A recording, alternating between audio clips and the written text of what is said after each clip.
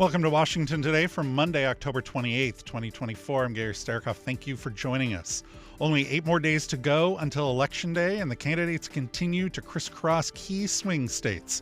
Vice President Kamala Harris traveled to Saginaw and Ann Arbor, Michigan, to focus on manufacturing, while former President Trump is in Georgia speaking at a faith summit and holding a rally in Atlanta.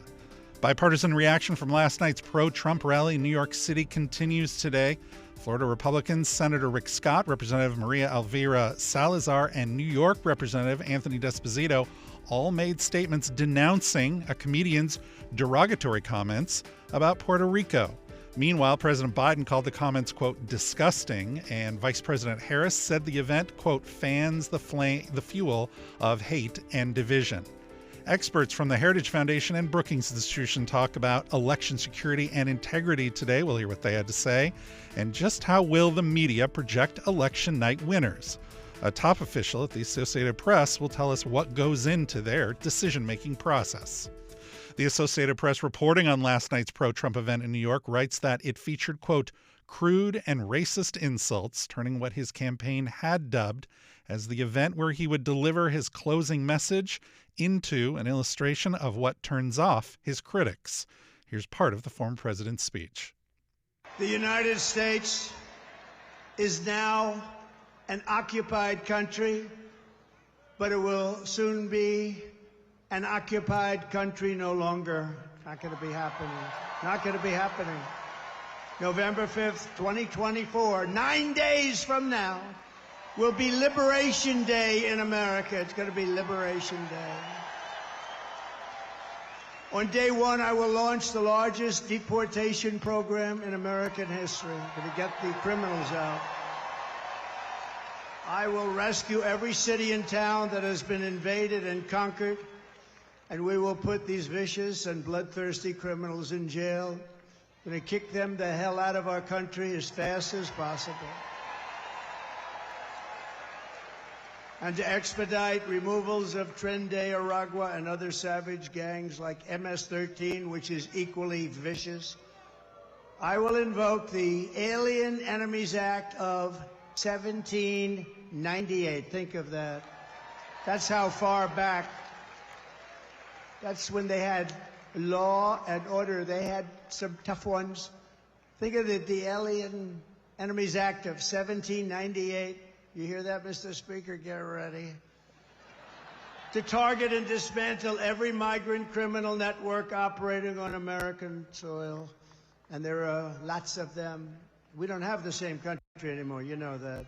And you know, when you look at the polls and they say about the economy and they have all these different things, the worst nightmare that we're facing is what they've done to us on our borders. The headline at the New York Times called the event, quote, a closing carnival of grievances, misogyny, and racism. Here's more from the former president. Kamala Harris is a train wreck who has destroyed everything in her path. To make her president would be a gamble with the lives of millions and millions of people.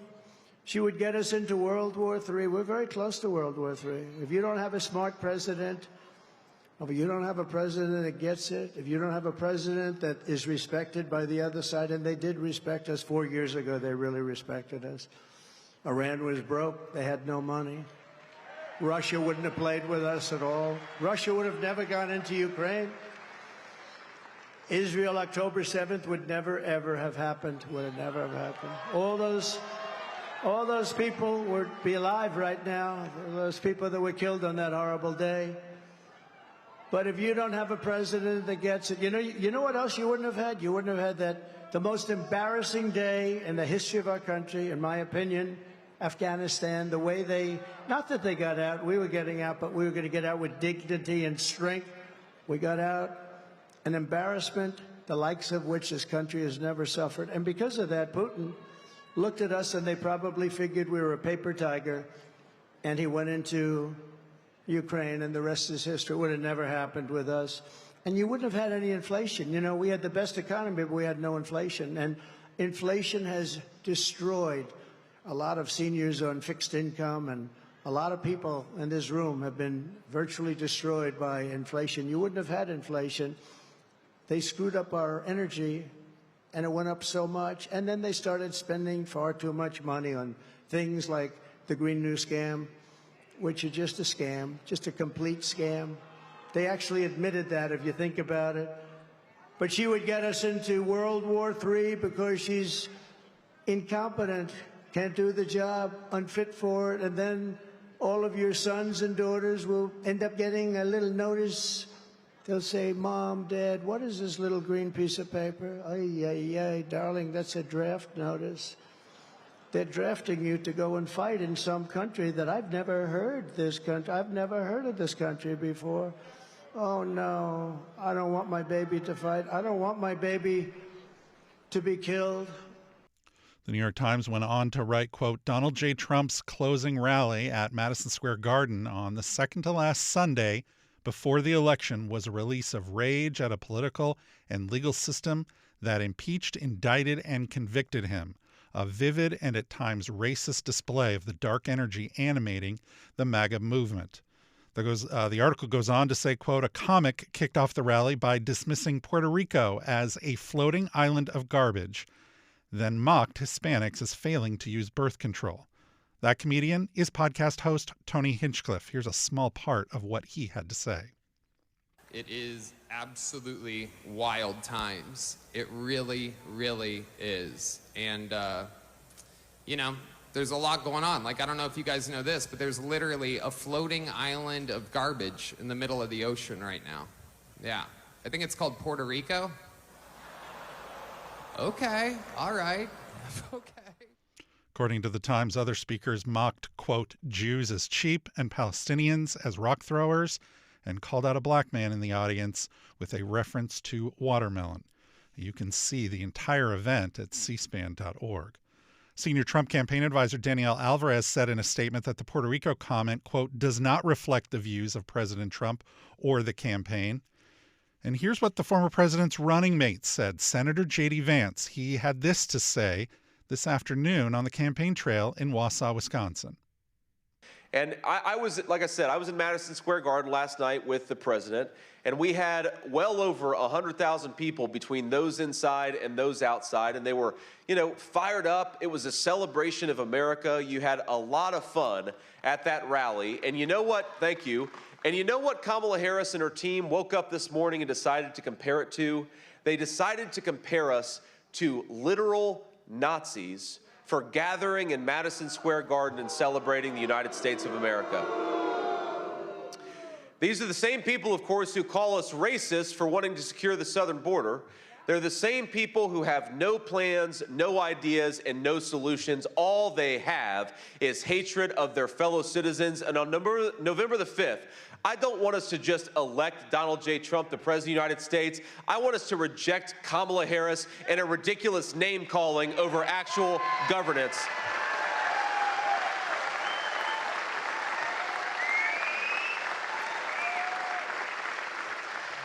And because of this, I actually decided, I Googled an image of our brave men and women almost 80 years ago storming the beaches at Normandy. And I thought to myself, who does Kamala Harris think that she's kidding? When I looked at the image of those brave young men, a lot of us, of course, knew some of those folks. Of course, we still have some World War II generations still with us, though it's dwindling by the day. But most of us probably knew somebody who was involved in World War II in some form or another. And I find it honestly kind of funny that Kamala Harris thinks that the men who stormed the beach at Omaha would want taxpayer-funded gender transition surgeries for illegal aliens. That's why those guys stormed the beaches at Normandy, because they wanted to open up the American southern border. That's not what they wanted at all. They wanted common sense. They wanted freedom. They wanted liberty. They wanted somebody who would protect the Constitution. How dare Kamala Harris call her fellow citizens Nazis for loving this country enough to call her a bad vice president? And that's exactly what she is.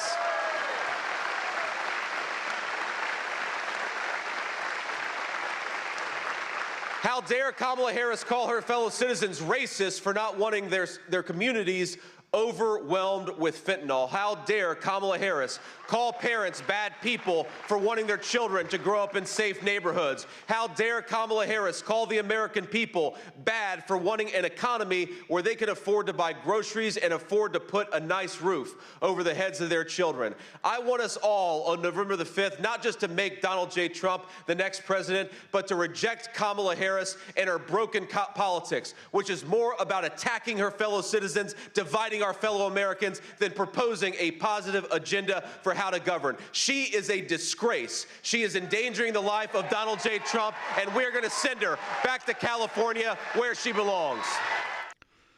Republican vice presidential nominee Senator J.D. Vance on the campaign trail today in Wausau, Wisconsin. Now, several Republicans denounced the comments made at last night's event, including 3 Floridians. Republican Senator Rick Scott posted on X, quote, "This joke bombed for a reason. It's not funny and it's not true. Puerto Ricans are amazing people and amazing Americans. I've been to the island many times. It's a beautiful place. Everyone should visit. I will always do whatever I can to help any Puerto Rican in Florida or on the island."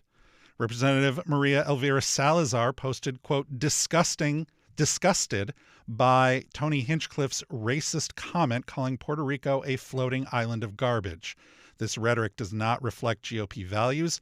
Puerto Rico sent 48,000 plus soldiers to Vietnam with over 345 Purple Hearts awarded. This bravery deserves respect. Educate yourself. And Representative Carlos Jimenez posted, quote, "This is not a joke. It's completely classless and in poor taste. Puerto Rico is the crown jewel of the Caribbean and home to many of the most patriotic Americans I know. Tony Hinchcliffe clearly isn't funny and definitely doesn't reflect my values or those of the Republican Party." Also weighing in, New York Republican Anthony D'Esposito, who's in a dead-heat race for re-election, he posted on X, quote, "I'm proud to be Puerto Rican. My mom was born and raised in Puerto Rico. It's a beautiful island with a rich culture and an integral part of the USA. The only thing that's garbage was a bad comedy set. Stay on message." President Biden also spoke to reporters about the event after casting an early ballot in his home state of Delaware. It's simply embarrassing. It's beneath any president, but that's what we're getting used to. That's why this election is so important. You know, most of the presidential scholars I've spoken to talk about the single most consequential thing about a president's character. And he puts that in question every time he opens his mouth. Vice President Harris had this to say to reporters while on the tarmac this morning at Joint Base Andrews.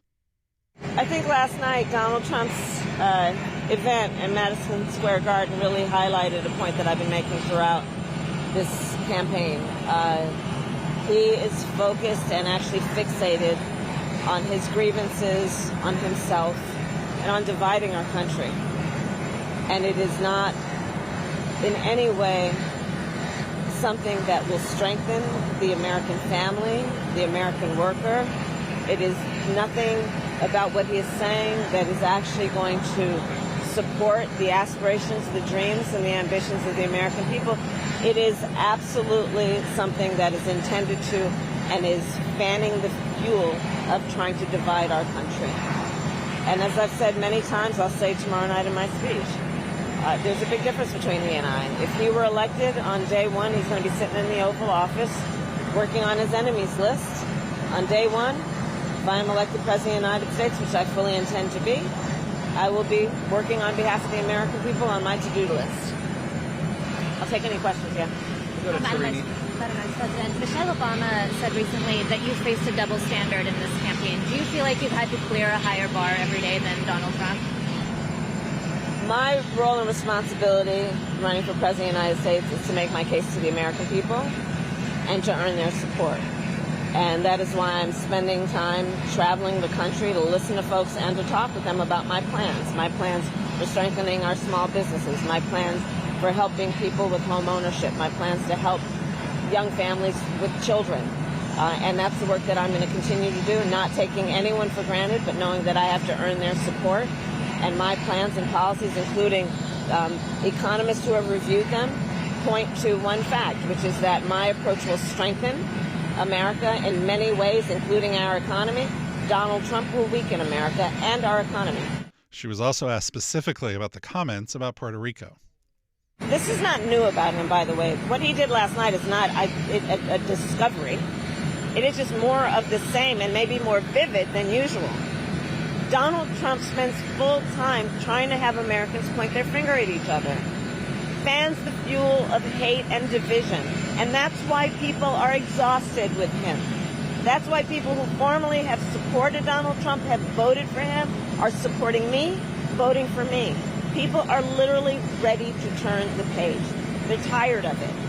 In terms of Puerto Rico, even when I was in the United States Senate, knowing that Puerto Rico does not have a United States Senator, I was intentional about doing what I could as a United States Senator to make sure that among my priorities, it included paying attention to the needs of the people on that island, including the aftermath of Hurricane Maria. I have announced also my plan that is about my opportunity economy writ large, but a specific target that will include a task force focused on the needs of Puerto Rico, understanding that it has very specific needs in terms of upgrading and repairing its electrical grid, what it needs in terms of investment that will be public-private partnerships. And I'm going to continue to do it. I'm very proud to have the support of folks like Bad Bunny and Jennifer Lopez and others who were supporting me before that nonsense last night at Madison Square Garden, and are supporting me because they understand that they want a president of the United States who's about uplifting the people and not berating, not calling America a garbage can, which is what Donald Trump, those are the words he has used. Vice President speaking to reporters on the tarmac at Joint Base Andrews before she jetted off to Michigan. She started the day campaigning in Saginaw, then traveled to Macomb before ending the day in Ann Arbor, where she'll be joined by Grammy-nominated musician Maggie Rogers. Former President Trump was in Georgia today, speaking at a faith summit and holding a rally in Atlanta. You can see all of our campaign coverage from today, all the way going back to the primaries and caucuses in January. It's cspan.org/campaign and on the free C-SPAN Now mobile app. That's where you can see all of our coverage upcoming as well. You're listening to Washington Today. This election night, C-SPAN delivers something different. Not just the presidential race, but the state races that will decide the balance of power in Congress. No political pundits, no spin, no commercials. Just the candidates, the results, and you. Follow C-SPAN this election night beginning at 7 p.m. Eastern. Live, Tuesday, November 5th, on TV, online, or on the free C-SPAN Now video app.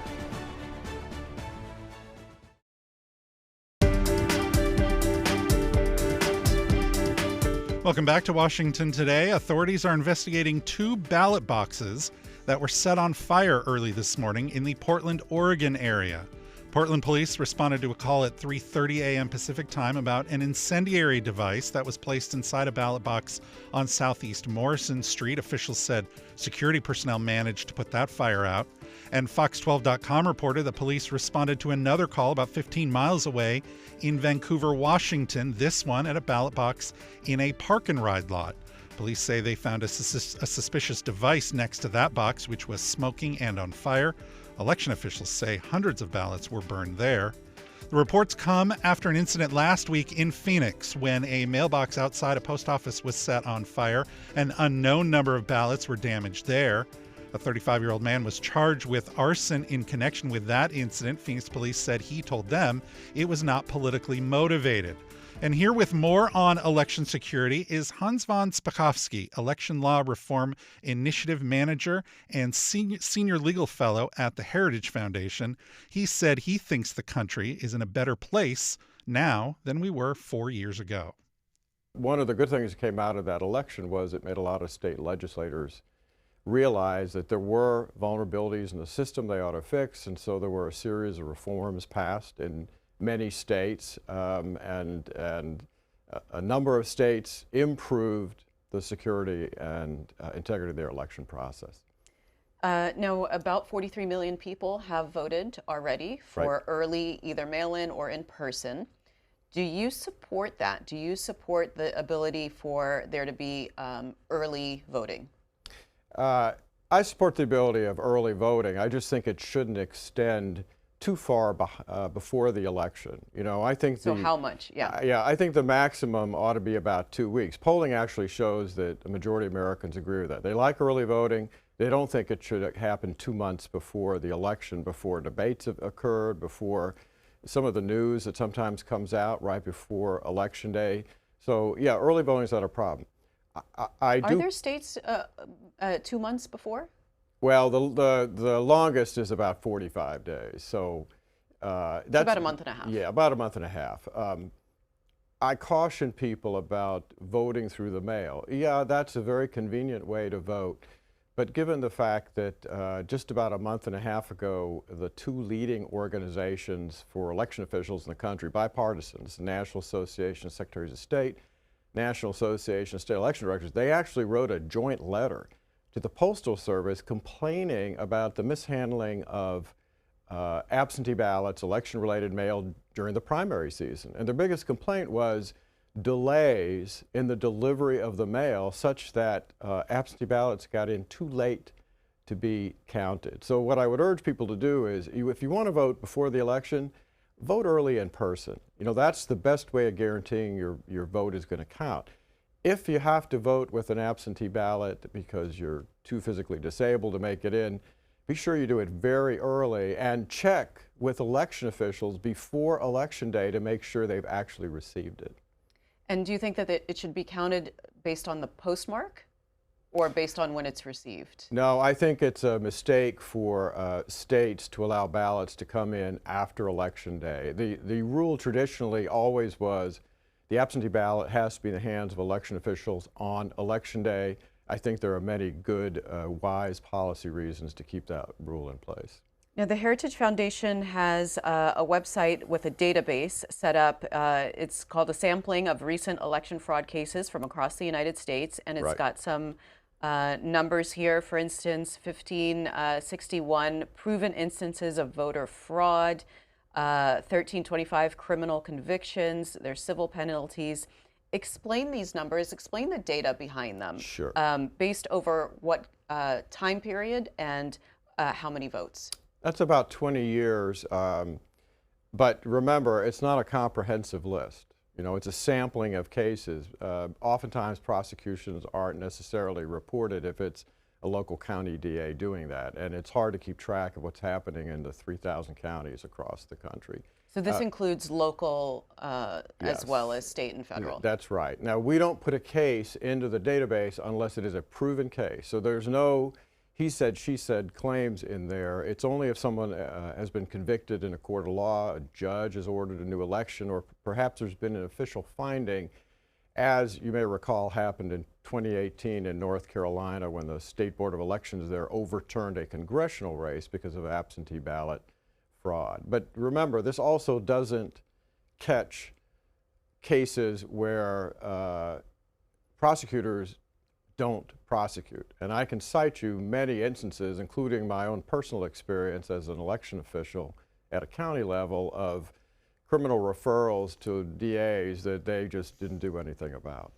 Hans von Spakovsky is Election Law Reform Initiative Manager and Senior Legal Fellow at the Heritage Foundation. He was on this morning's Washington Journal. And here's Elaine Kmark. She is founding director at the Center for Effective Public Management at the Brookings Institution. She says claims of high levels of voter fraud are overblown. I would encourage you to look at the Heritage Foundation data on illegal votes. And I don't know if you've seen this, Ezra, but essentially they do this for the whole United States. It's a marvelous data set. The headline is, oh my God, look at all these illegal votes. And then you take a given state. So I'll take one that we recently worked on.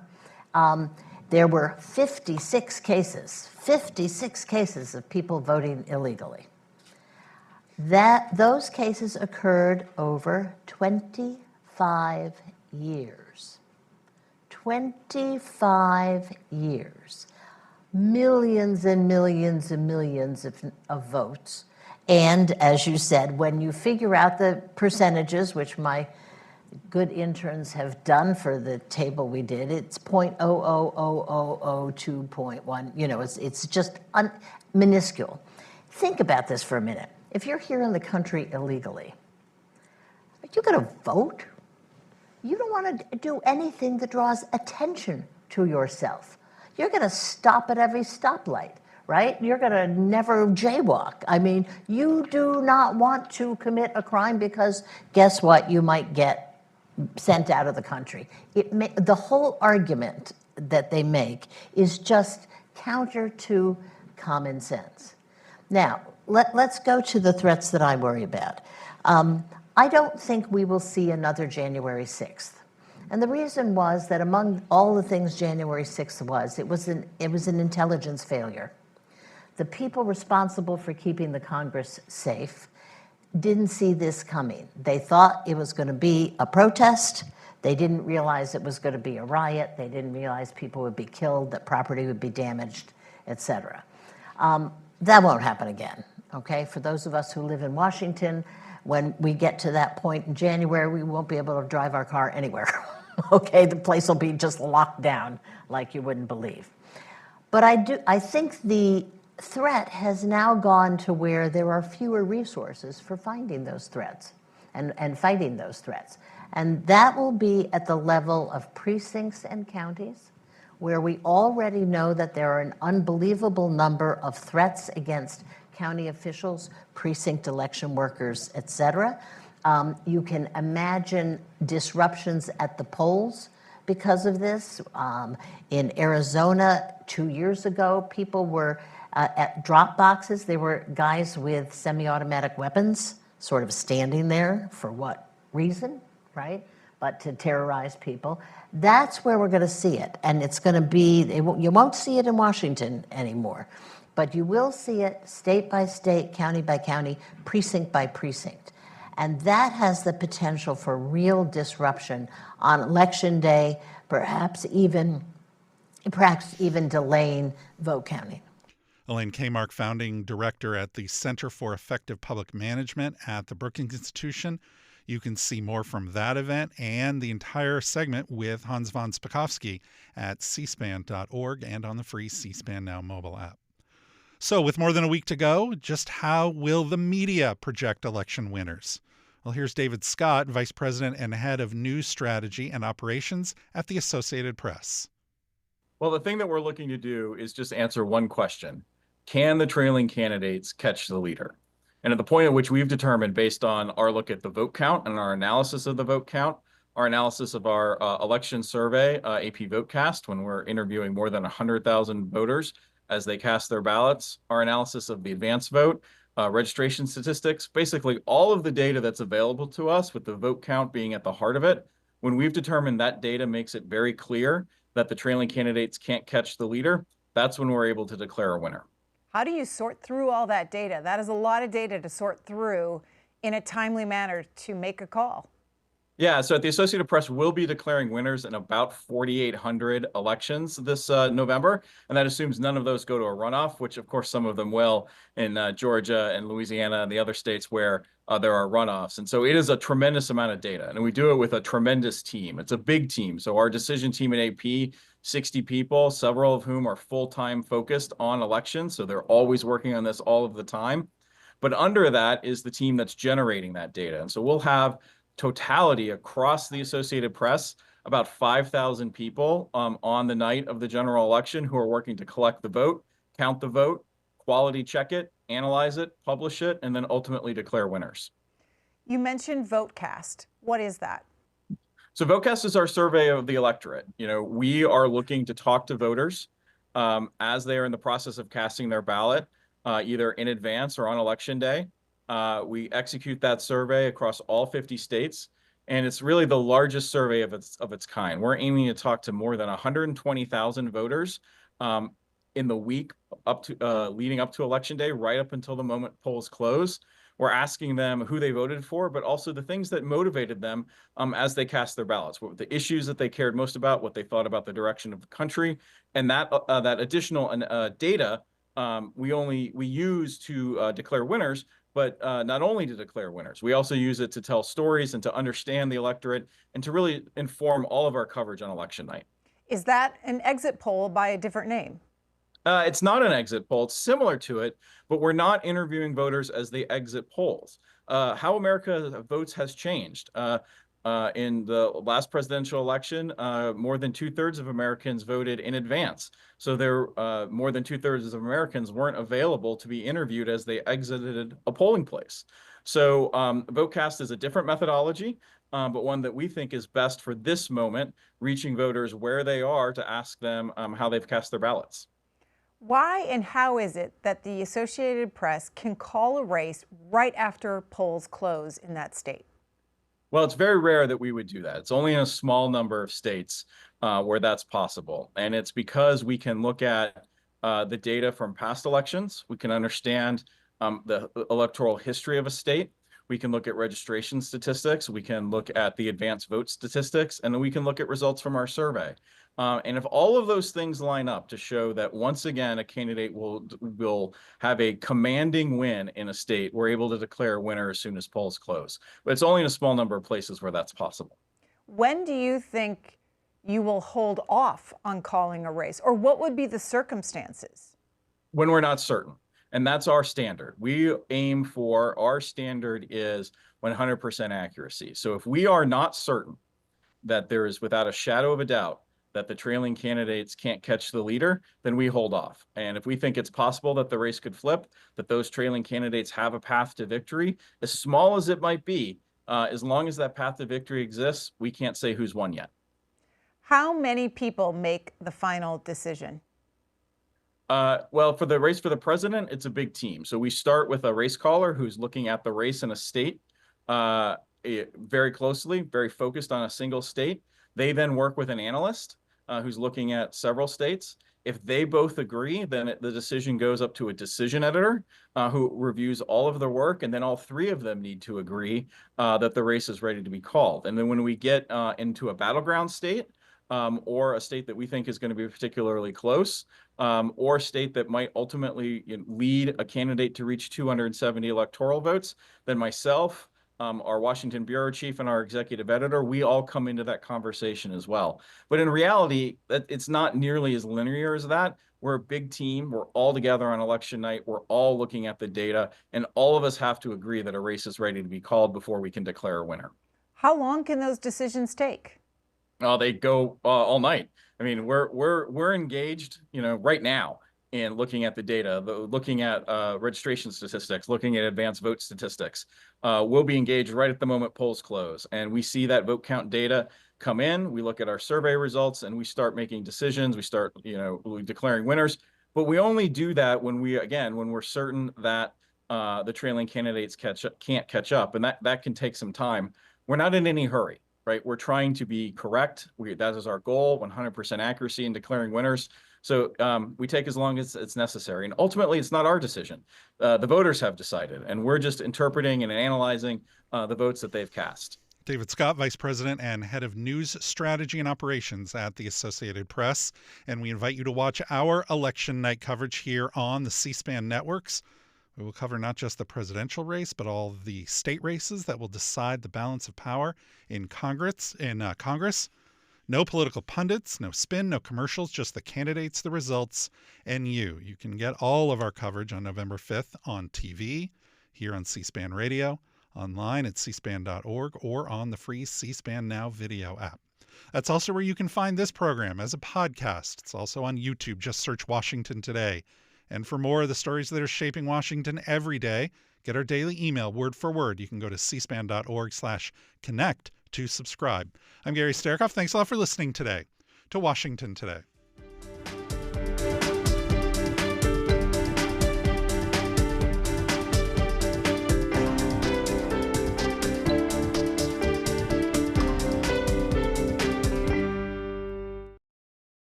C-SPAN's Washington Journal, our live forum involving you to discuss the latest issues in government, politics, and public policy, from Washington, D.C. to across the country. Coming up Tuesday morning, Clifford Young, president of Polling and Societal Trends for Ipsos, talks about his organization's recent polling on election integrity and voter attitudes leading up to Election Day. And then we'll look at efforts to boost voter confidence in the election system with David Becker, founder and executive director of the Center for Election Innovation and Research. C-SPAN's Washington Journal. Join in the conversation live at 7 Eastern Tuesday morning on C-SPAN, C-SPAN Now, or online at cspan.org.